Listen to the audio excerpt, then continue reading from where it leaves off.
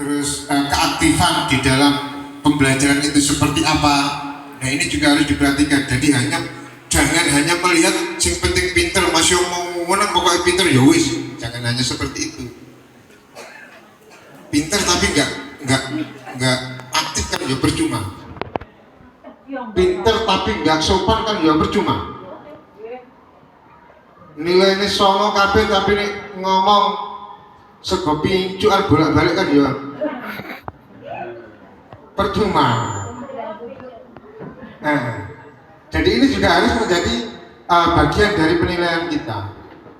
Jadi jangan hanya nilai angka saja yang kita perhatikan. Selanjutnya untuk yang sumatif merupakan alat ukur untuk mengetahui pencapaian hasil belajar peserta didik. Nah, kalau sumatif ini memang benar-benar jelas sebagai alat ukur untuk tercapaian tujuan pembelajaran. Dan capaian hasil belajar itu dibandingkan dengan kriteria capaian. Nah, dibandingkan dengan kriteria capaian artinya apa? Artinya sebelum melaksanakan pembelajaran kita sudah memiliki KKTP, kriteria ketuntasan tujuan pembelajaran. Oh ya Pak, kriteria aku loh terus kali piye kriteria ketuntasan tujuan pembelajaran. Kita harus sudah menetapkan itu yang diwujudkan dalam bentuk indikator. Di mana kita tercantum di dalam modul pembelajaran juga. Jadi setiap materi ada KKTP-nya. Makanya ini Pak sama aku dewi Pak Sam.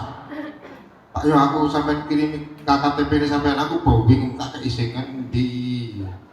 Setiap materi itu ada KKTP-nya. Nah aku durung gawe kabeh. Akhirnya tak wene KKM sing lawas. KKM sing lawas iki. Iya acene. Kemudian digunakan pendidik atau satuan pendidikan untuk mengevaluasi efektivitas program pembelajaran. Nah, salah satu fungsi utamanya di sini untuk mengevaluasi program pembelajaran, bukan hanya untuk mengevaluasi siswa. Jangan hanya yang penting orang nilainya berapa terus mari nggak mikirkan, nggak mengevaluasi pembelajaran kita bagaimana. Nah, itu kesalahan kita selama ini. Jadi sebenarnya kuncinya hanya di situ, bahwa yang namanya assessment ini target akhirnya adalah kedua belah pihak, bukan hanya siswa. Jadi siswa bukan satu-satunya objek. Siswa kita adalah subjek pembelajaran. Sehingga apapun itu tidak bisa langsung dibebankan ke siswa. Kita sebagai pendidik juga punya tanggung jawab untuk memperbaiki diri melalui assessment ini. Makanya tadi saya katakan kok nilai KB berarti orang sing salah ini. Sing salah sama murid apa aku ya? Nah, yang pertama dikontrol terlebih dahulu adalah kitanya dulu. Mungkin caraku sing salah itu. Saya ubah metode pembelajaranku. Tak lampu cak wangi misalnya. Belajar sambil jalan-jalan. Ya Pak ya. Belajar di sendang kan enak nyaman kan. Nah ini kedua memiliki kesamaan, yaitu adanya umpan balik untuk pemberian intervensi kepada peserta didik maupun perbaikan proses pembelajaran berikutnya. Jadi dua-duanya baik formatif maupun sumatif.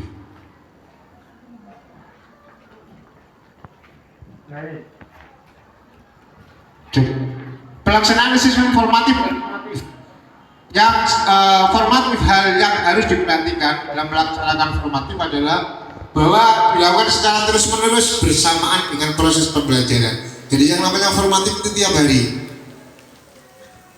Seperti yang saya sampaikan tadi, misalnya refleksi. Nah itu kan bisa kita lakukan tiap hari terus-menerus selama proses pembelajaran. Setiap hari, setiap ketemu, setiap pertemuan, bukan setiap pertemuan. Bahasa Indonesia hanya 3 jam, berarti hanya 2 kali pertemuan dalam 1 minggu. Setiap kali pertemuan kita harus melakukan assessment secara formatif. Mungkin bukan meminta salah satu siswa mungkin ya, coba simpulkan hari ini kita belajar apa misalnya seperti itu. Selanjutnya menggunakan berbagai teknik assessment sesuai dengan target pada tujuan pembelajaran. Berbagai teknik assessment. Jadi assessment itu tidak hanya satu teknik. Ada bermacam-macam teknik yang bisa kita lakukan. Dan selanjutnya memberikan umpan balik baik untuk peserta didik maupun pendidik. Bolak-balik dikatakan memberikan umpan balik. Jadi target utamanya memang. Selanjutnya berorientasi pada perubahan dan sekedar memenuhi kuantitas nilai yang termuat dalam rapor. Berorientasi pada perubahan, beratnya di situ. Berorientasi pada perubahan. Perubahan apa? Perubahan anak itu. Ada kenaikan, ada peningkatan apa tidak? Apa malah turun? Yang awalnya nilainya 90 ternyata dilakukan asesmen lagi menjadi 70 atau menjadi 80. Nah ini kan malah turun. Perubahannya menurun. Ada siswa yang awalnya misalnya nilainya 40, tapi setelah pembelajaran nilainya naik menjadi 70, kan berarti ada kenaikan. Nah siswa yang ini lebih bagus mana? Pak Hanif nilainya 90 pertama, ulangan mana? Tiba-tiba dari Swida. Pak Supri nilainya 40, ulangan mana? Dari pintu 5, kira-kira pintar dia? Pintar Supri. Petang puluh dari pintu 10, nah Pak Hanif 90 dari Swida. Kan berarti pintar Pak Supri. Meskipun di rata-ratanya tetap tinggi Pak Hani, tapi Pak Hani kan mengalami penurunan. Pak Supri kan mengalami kenaikan. Nah, siswa yang semacam ini juga harus diberikan pertimbangan untuk pemberian nilainya. Jadi kita tidak hanya berpatokan pada nilai angka hasil ulangan saja. Selanjutnya bersifat informatif. Bersifat informatif, harus bisa menjelaskan. Dan yang sumatif, hal yang harus diperhatikan dalam melaksanakan sumatif adalah dilakukan untuk menginformasi capaian pembelajaran peserta didik pada periode tertentu atau akhir lingkup materi, akhir semester atau akhir tahun. Nah ini untuk sumatifnya. Jadi sumatifnya itu sedikit saja. Namun antara formatif dengan sumatif harus dibedakan nilainya, jangan dicampur. Karena nilai formatif itu hanya sebagai pertimbangan. Yang masuk ke nilai rapor itu adalah nilai sumatifnya. Selanjutnya hasilnya akan digunakan sebagai bahan pengolah laporan hasil belajar. Nah ini hasilnya digunakan sebagai pengolah nilai rapor. Dan pemberian umpan balik tetap dilakukan. Nah ini bolak-balik tetap umpan balik. Yang artinya bolak-balik tetap kita sebagai pendidik yang harus introspeksi diri. Ya selanjutnya, nah ini tadi saya berbicara tentang teknik assessment. Ada beberapa teknik assessment yang bisa kita lakukan. Yang pertama kita bisa menggunakan observasi. Caranya bagaimana? Yaitu pengamatan selama proses pembelajaran. Bagaimana keaktifannya, bagaimana siswa itu ketika mengerjakan tugas, mengerjakan PR dan sebagainya. Ini namanya observasi. Kita harus punya buku catatan untuk observasi. Jadi di sini peserta didik diamati secara berkala, berfokus secara keseluruhan maupun individu. Observasi bisa dilakukan dengan tugas atau aktivitas rutin atau harian. Jadi kita memberikan tugas itu untuk mengobservasi keaktifan siswa. Selanjutnya,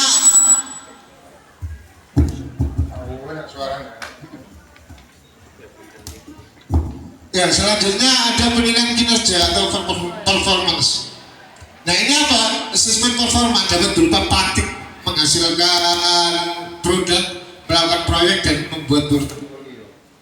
Jadi di sini performa dapat berupa praktek. Ini mungkin fisika, kimia, biologi misalnya seperti itu. Ini bisa menggunakan asesmen yang penilaian kinerja. Dan ada tes tertulis juga, yaitu pemberian soal. Ada juga tes lisan, jadi bisa secara klasikal maupun secara individu. Dibagi satu-satu ke depan terus ditanyai, diberi soal secara individu, atau bisa juga secara klasikal. Yang bisa menjawab angkat tangan misalnya seperti itu, atau beri pancingan. Yang bisa menjawab saya kasih bonus tepuk tangan. Yang selanjutnya ada portofolio. Portofolio ini adalah kumpulan hasil penilaian, dokumentasi, kumpulan kegiatan, kumpulan prestasi Ini bisa portofolio. Jadi siswa yang berprestasi misalnya kelas meeting dapat juara lah, ini kan salah satu prestasi. Ini bisa juga dijadikan sebagai penilaian. Atau misalnya ikut lomba ke Unisda dapat juara 1, ini juga prestasi. Bisa dijadikan sebagai penilaian portofolio. Jadi tidak hanya terfokus pada nilai yang ada di kelas saja. Cepet-cepetan aja. Kemudian instrumen assessment, ada rubrik, ada checklist, ada catatan anekdotal, kemudian ada grafik perkembangan. Nah, yang rubrik pedoman yang dibuat untuk dinilai dan mengevaluasi kualitas capaian kinerja peserta didik. Untuk mencapai kinerja capaian peserta didik, capaian kinerja dituangkan dalam bentuk kriteria atau dimensi yang akan dinilai yang dibuat secara bertingkat dan dari kurang sampai terbaik. Jadi ini yang selama ini kita lakukan, yaitu rubrik. Kemudian ada checklist daftar informasi, data, ciri-ciri, karakteristik atau elemen yang dituju. Kita juga bisa menggunakan catatan anekdotal, kemudian grafik perkembangan. Bisa juga menggunakan contoh-contohnya seperti ini. Nah, ini kita sudah masuk ke materi yang kedua. Cepet toh? Cepet. Ada break kalau kadek nyuwen-nyuwen. Ya kemarin kan ada masukan kalau diberi es breaking lebih enak lah katanya gitu. Tapi ini es breaking kok tambah nyuwen-nyuwen ya bu siapa? Bu Nur Romi itu tambah ngantuk tambah keturun ya. Langsung aja bu ya, ben cepet mari nang wis nang bacaan.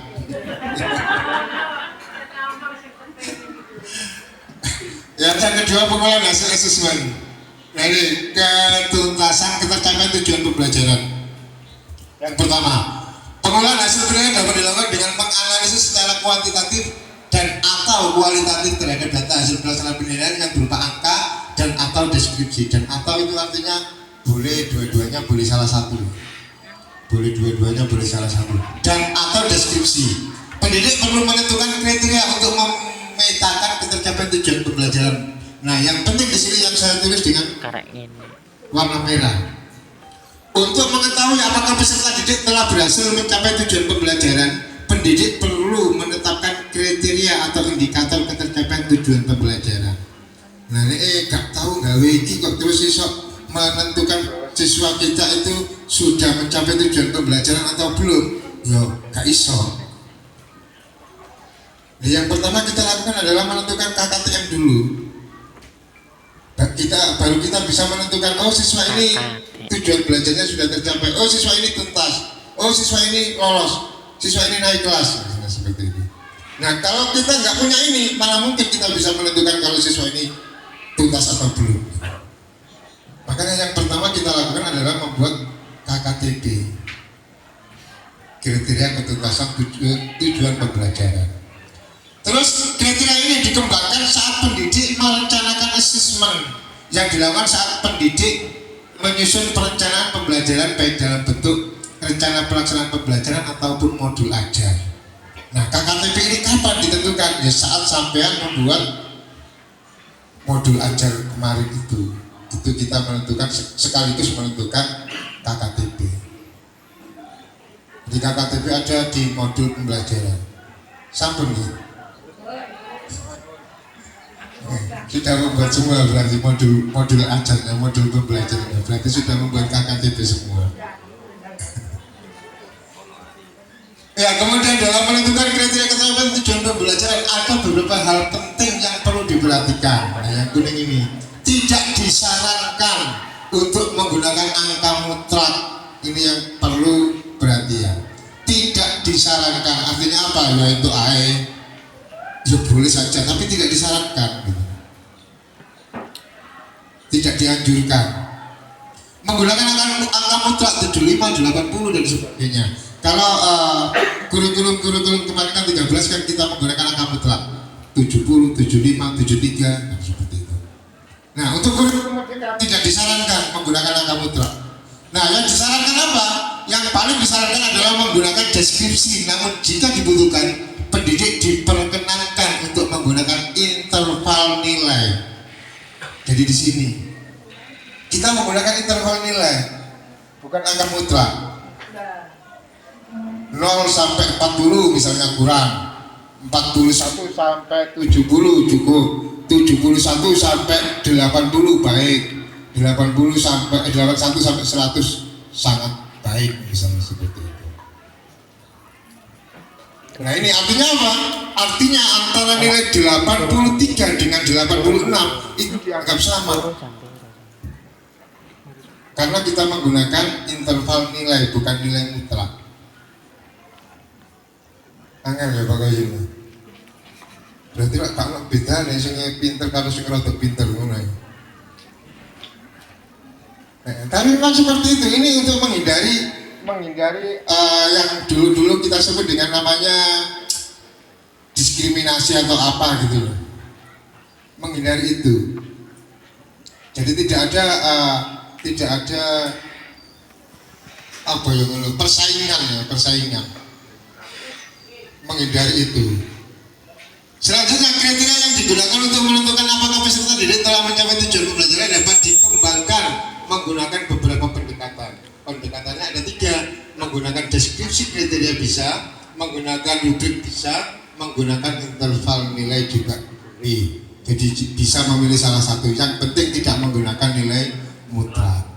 Nah, yang menggunakan kriteria ketercapaian tujuan pembelajaran dengan menggunakan deskripsi kriteria, misalnya ini. Saya ambil contoh bahasa Indonesia fase C. Peserta didik mampu menulis laporan hasil pengamatan dan wawancara, misalnya seperti itu. Nah, kalau kita menggunakan deskripsi kriteria, maka akan berbunyi misalnya, laporan peserta didik menunjukkan kemampuannya menulis teks eksplanasi hasil pengamatan dan pengalaman secara jelas. Laporan menjelaskan hubungan kausalitas yang logis disertai dengan argumen yang logis sehingga dapat meyakinkan pembaca. Ada 4 hal yang diungkapkan di situ. Yang pertama apa? Laporan peserta didik menunjukkan kemampuannya dalam menulis teks eksplanasi, itu yang eksplanasi itu yang pertama. Yang kedua, hasil pengamatan dan pengalaman secara jelas itu, yang secara jelas yaitu yang pertama. Kemudian laporan menjelaskan hubungan kausalitas sebab akibat. Yang ketiga, disertai dengan argumen, dan yang keempat dapat meyakinkan. Jadi ada 4 komponen. Nah, kalau misalnya hanya 2 yang tercapai, berarti nilainya ya masih kurang. Ada 3 misalnya yang tercapai, berarti cukup. Ada 4 berarti baik. Itu kalau kita ambil salah satu contoh bahasa Indonesia, kita menggunakan deskripsi kriteria. Bisa juga kita menggunakan rubrik.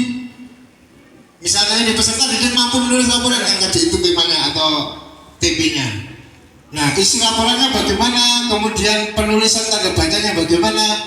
Nah, ini kita buat sebagai rubrik. Misalnya baru berkembang untuk isi laporan, belum mampu menulis teks eksplanasi hasil pengamatan dan pengalaman belum jelas tentang tertuang dalam tulisan ide dan informasi dalam laporan tercampur dan hubungan antara paragraf tidak berhubungan. Kemudian ada layak, mampu menulis teks eksplanasi hasil pengamatan dan pengalaman secara jelas. Laporan menunjukkan hubungan yang jelas di sebagian paragraf saja. Kemudian cakap, mampu menulis sesuai dengan kriteria tadi. Dan yang terakhir, ditambahi dengan fakta-fakta pendukung yang relevan. Misalnya seperti itu, yang di atas KKTP. Nah, yang untuk kedua, misalnya penulisan tanda baca dan huruf kapital, ejaannya bagaimana? Nah, ini jadi ada 2 kriteria penilaiannya. Yang pertama isi laporan, yang kedua penggunaan tanda baca atau kebahasaannya. Misalnya belum menggunakan tanda baca dan huruf kapital atau sebagian besar tidak digunakan secara tepat, misalnya seperti itu. Itu masih kurang lagi. Jadi seperti itu. Kemudian menggunakan interval nilainya seperti ini. Tadi kan ada 4 komponen yang dinilai. Jelas, kemudian apa mau?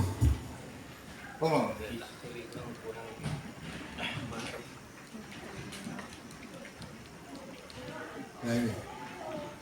Menulis informasi dengan jelas, terus hubungan kausalitas disertai argumen dan dapat meyakinkan. Ada 4 hal itu. Nah kalau misalnya hanya terpenuhi 2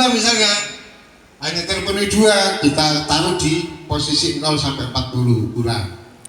Atau mungkin bisa memenuhi 3 misalnya, kita taruh di antara 41 sampai 70. Kalau 4-4-nya tercapai berarti antara 70 sampai 100. Nah ini kita menggunakan interval nilai. Ini tidak harus dilakukan semuanya, tapi kita bisa memilih salah satu sing gampang sing endi. Mungkin sing gampang sing nomor 4 iki ya wis gawe iki ae. Jadi kita pakai interval nilai. Lanjut, untuk mengolah hasil asesmen dalam satuan tujuan pembelajaran, rubrik penilaiannya untuk pendidikan. Pendidik telah melaksanakan asesmen untuk salah satu tujuan pembelajaran mata pelajaran IPA fase C, menyelidiki ragam sumber energi yang dapat dimanfaatkan di lingkungan sekitar. Nah ini untuk pengolahan hasil asesmen. Misalnya bukti tujuan pembelajarannya nomor 1 mampu menggunakan manfaat sumber energi. Kemudian yang kedua mampu melakukan pengamatan sesuai prosedur. Nah di sini ada perlu bimbingan cukup baik dan sangat baik. Ini kita juga menggunakan interval nilai. Nah untuk interval nilai penjelasannya asesmen sumatif dilaksanakan secara periodik setiap selesai 1 atau lebih tujuan pembelajaran yang tadi sudah saya sampaikan. Lanjut, paling nggak ini. Ya tak, so betul benar. Selanjutnya untuk pengolahan hasil asesmennya seperti ini. Ini yang penting untuk mengolah menjadi nilai rapat. Berdasarkan hasil asesmen tes untuk indikator 1 dan unjuk rasa untuk indikator 2 yang telah dilaksanakan pendidik, untuk pengolahan hasil asesmen tujuan pembelajaran dapat disajikan seperti dalam tabel berikut. Jadi kita ambil 3 contoh nama, yaitu Amar, Badu, dan Chandra. Nah, seperti itu ya. Pada kualitas bukti indikator 1 yaitu tes tulis, Amar mendapatkan nilai 75. Nah ini kategori baik. Kemudian kualitas bukti indikator yang 2 yaitu unjuk rasa, Amar mendapatkan nilai 69.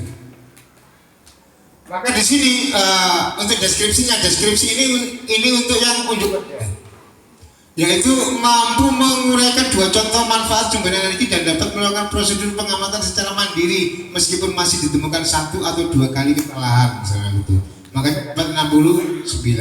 Maka untuk hasil akhirnya dijumlahkan kemudian dibagi 2. Jadi ini untuk antara nilai tes dengan nilai praktek. Nah, seperti yang dilakukan Pak Ain kemarin, dijumlahkan kemudian langsung dibagi 2. Begitu juga dengan Badu dan Chandra, sama, digabung terus dibagi menjadi 2. Jadi kita punya 2 nilai misalnya, yaitu nilai tes dan nilai praktek, langsung dijumlahkan dan dibagi dengan variabelnya. Peserta didik pendidik menentukan kriteria ketercapaian tujuan pembelajaran pada kualitas yang diyakininya. Misalnya pada kualitas cukup kok sudah diyakini tuntas, ya tuntas. Jadi bisa setiap mata pelajaran KKTP-nya beda. KKTP-nya beda. Jadi mungkin bahasa Indonesia harus baik misalnya seperti itu ya ketentuannya. Berarti semua peserta didik harus mendapatkan nilai baik. Tapi beda misalnya dengan fisika. Fisika menentukan cukup 50 sudah cukup, ya berarti ya wis 50 berarti sudah tuntas. Jadi tidak ada paksaan harus 70 gitu, nggak ada. Itu dalam kurikulum kita.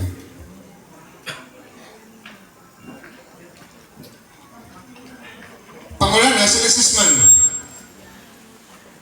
mengolah capaian tujuan pembelajaran dari nilai akhir. Ada 2 cara, yaitu bila pengukuran pencapaian dilakukan untuk setiap tujuan pembelajaran dengan data kuantitatif. Namun bila menggunakan angka pencapaian, bila pengukuran pencapaian dilakukan untuk setiap tujuan pembelajaran dengan data kualitatif. Jadi ada 2 caranya, bisa kualitatif, bisa kuantitatif. Nah, yang penting untuk diperhatikan adalah pendidik tidak mencampur, ini tadi yang saya sampaikan, tidak mencampur penghitungan dari hasil asesmen formatif dan sumatif. Nilai formatif dan sumatif jangan dicampur, dibedakan. Formatif ada buku sendiri, sumatif ada buku sendiri. Karena asesmen formatif dan sumatif memiliki fungsi yang berbeda. Asesmen formatif bertujuan untuk memberikan umpan balik pada proses sehingga asesmen formatif bukan menjadi penentu atau pembagi untuk nilai akhir. Nilai formatif ini bukan penentu, bukan pembagi, bukan variabel dalam nilai akhir di raport. Kemudian dalam mengolah dan menentukan hasil akhir asesmen sumatif, pendidik perlu membagi asesmennya ke dalam beberapa kegiatan asesmen sumatif agar peserta didik dapat menyelesaikan asesmen sumatifnya dalam kondisi yang optimal yang saya sampaikan tadi. Jadi jangan digabung sampai banyak materi. Selesai 5 materi baru melakukan ulangan harian. Nah ini berat siswanya. Terus selesai 3 materi matematika, 3 materi langsung wapet gitu. Ya, 3 materi langsung wapet matematika. Nah itu misalnya sudah dapat 3 materi baru ulangan harian. Ngesak nomorite, kakek sing dipikir. Jadi kalau bisa 1 materi langsung ulangan harian. Nah kalau bahasa Indonesia kan gampang ya Pak. Gampang bahasa Indonesia itu, makanya sampai ditumpuk 3 materi lagi ulangan, tidak masalah. Kadang ada ulangan harian, terus terakhir ulangan harian, tidak masalah. Semuanya materi disampaikan bahasa Indonesia kan bisa semua. Jadi itu tujuannya adalah agar peserta didik tidak terlalu berat untuk menyelesaikan asesmen itu. Ya selanjutnya. Pengolahan hasil asesmen cara yang pertama. Nah ini cara yang pertama. Jadi ini TP1, TP2, TP3, TP4. Kalau misalnya matematika kita ambil di sini ilmu pengetahuan alam, nggak IPA. Kita ambil contoh IPA gitu. Ada 4 ya. Ada 4 TP misalnya seperti itu. Nah setiap TP kita melakukan ulangan harian misalnya gitu. Sumatif. Namun kok tidak semuanya di atas kata TP. Nah yang saya cetak merah itu di bawah KKTP 55 itu, maka kita boleh menandai di TP tersebut. Jadi ini misalnya dalam 1 semester ada 6 tujuan pembelajaran untuk mapel IPA, 7 tujuan pembelajaran untuk bahasa Indonesia, dan 5 tujuan pembelajaran untuk mapel agama. Kemudian asumsi satuan pendidikan menggunakan rentang nilai untuk ketercapaian tujuan pembelajaran. Rentang ini bisa sama untuk setiap mapel atau berbeda yang saya katakan tadi. Setiap mapel bisa sama bisa beda. Jadi tidak harus seragam. Tergantung kesepakatan para pendidik di satuan pendidikan. Kemudian ketuntasan ditentukan untuk setiap tujuan pembelajaran bukan hasil akhir pengolahan nilai sumatif per mata pelajaran. Bukan hasil akhir per mata pelajaran. Ketidaktuntasan ditandai asterik di tujuan pembelajaran tertentu saja, di TP tertentu saja, yang kurang yang mana gitu. Untuk apa? Untuk mengkomunikasikan kepada orang tua dan peserta didik tentang tujuan pembelajaran mana yang belum dituntaskan oleh peserta didik. Jadi kita nanti tahu sing di sing tuntas. Jadi penandanya di setiap TP. Oh TP ini belum tuntas, Pak Koyin, kok TP 2 yang belum tuntas, ditandai di TP 2 saja, jangan di akhir, jangan di semuanya. Pada contoh ini pendidik menyepakati bahwa rentang nilai 0 sampai 55 belum mencapai ketuntasan dan 56 sampai 100 mencapai ketuntasan. Nah, cara yang kedua yang seperti ini. Jadi kita bisa menggunakan checklist. Kayaknya kita lebih gampang menggunakan cara yang pertama tadi.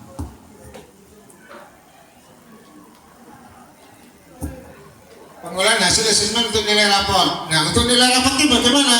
Untuk nilai raport kita sumatif 1, sumatif 2, sumatif 3 kemudian di rata-rata menghasilkan nilai sumatif per materi, per TP.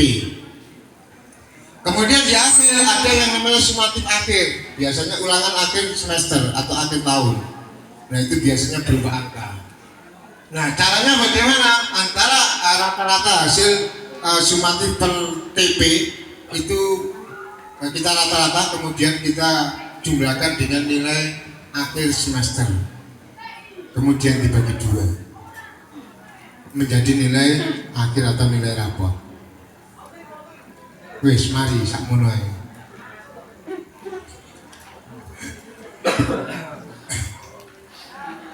Wis mulai ngantuk ya. Penggunaan asesmen untuk nilai rapor, nah ini yang ruwet mungkin lagi. Aslinya gak ruwet, cuma 3 ruwet aja. Setiap mata pelajaran kan, setiap mata pelajaran. Nah yang itu pasti ditandai yang hijau.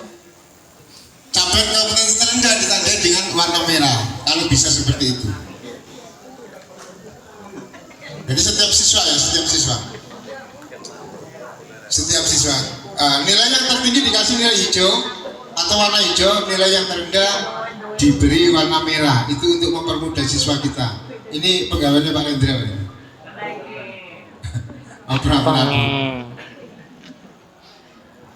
Jadi gitu Pak Rendra.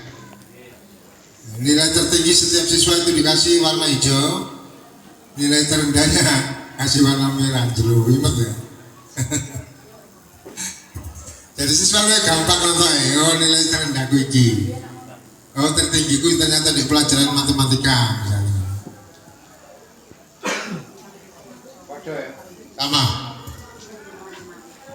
Ini juga sama. Nah laporannya ini bisa berupa rapot, bisa berupa portofolio, bisa berupa diskusi saja tanpa rapot, dan juga menggunakan pameran karya seperti yang di P5. Pameran karya. Pilih salah satu, atau bisa dilakukan semuanya, atau hanya 2. Sakarepe seenake piye. Tapi beneran ya siji ngono. Ya kalau P5 ada 2 ya Pak Rendra ya. Ada rapor dan unjuk kerja. Sini kriteria ketuntasan kenaikan kelas. Bentuk laporannya dinyatakan naik kelas. Nah ini yang terpenting sing di mana ya. Nah sebagaimana diuraikan pada prinsip asesmen, laporan hasil belajar hendaknya bersifat sederhana dan informatif, dapat memberikan informasi yang bermanfaat tentang karakter dan kompetensi yang dicapai. Tutup iki sih. Mereka ono yo gak situ. Oh iya apa lagi?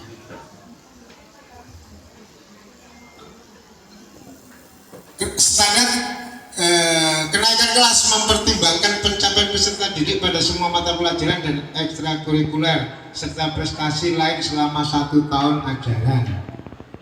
Kemudian yang terpenting maus yang ini dalam kurikulum merdeka ya, yang ungu itu. Dalam kurikulum merdeka, pengguna fase dalam capaian pembelajaran adalah salah satu alasan mengapa peserta didik dapat terus naik kelas bersama teman-teman sebayanya meskipun ia dinilai belum sepenuhnya mencapai kriteria yang ditetapkan dalam capaian pembelajaran di fase sebelumnya atau tujuan pembelajaran yang ditargetkan untuk dicapai pada kelas tersebut. Nah, kesimpulannya seperti itu Bu Indah.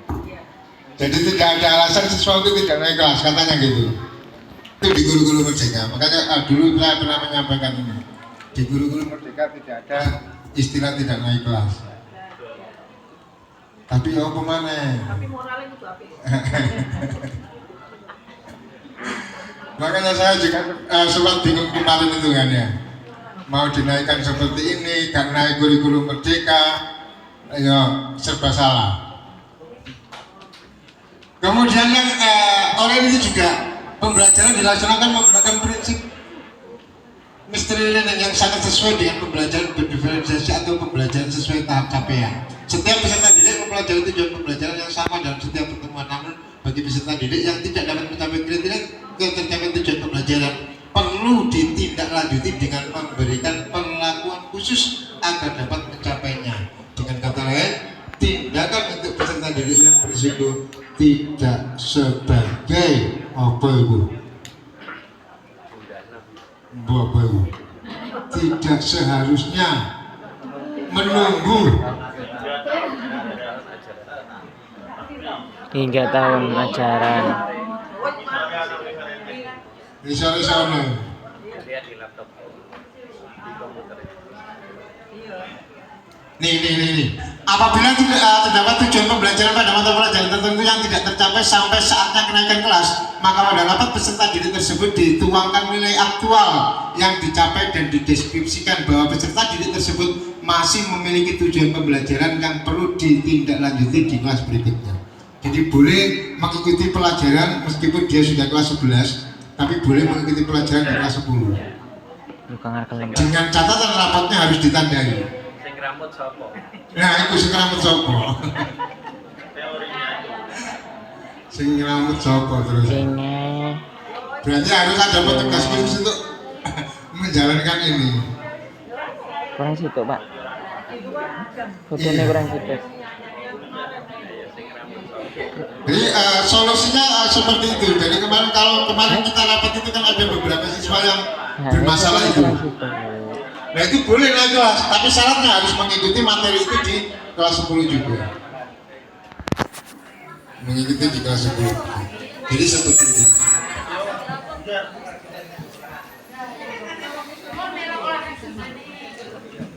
Nah mungkin ini solusinya juga yang kuning itu. Dalam proses penentuan peserta didik tidak naik kelas, perlu dilakukan musyawarah dan pertimbangan yang matang sehingga opsi tidak naik kelas menjadi pilihan yang paling akhir apabila seluruh pertimbangan dan perlakuan telah dilaksanakan. Opsi tidak naik kelas itu pilihan terakhir oleh tapi paling akhir. Boleh masalah ya? Boleh. Kalau sudah nggak ada langkah lagi. Harus budget. Timbang kene sing rambut, Pak. Ya itu jadi sudah kita menemukan sebuah kata lagi yaitu terima kasih. Jadi ini kata-kata terakhir itu sebuah presentasi. Ya seperti itu yang bisa saya sampaikan. Mudah-mudahan tidak ada pertanyaan karena ini ya menunggulah formalitas lah. Orang kok jadi bener lah mau senengane nek ngarep kok anjene.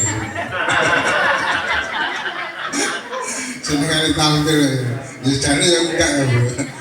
Aku masih akan mikirnya yo bukan aja.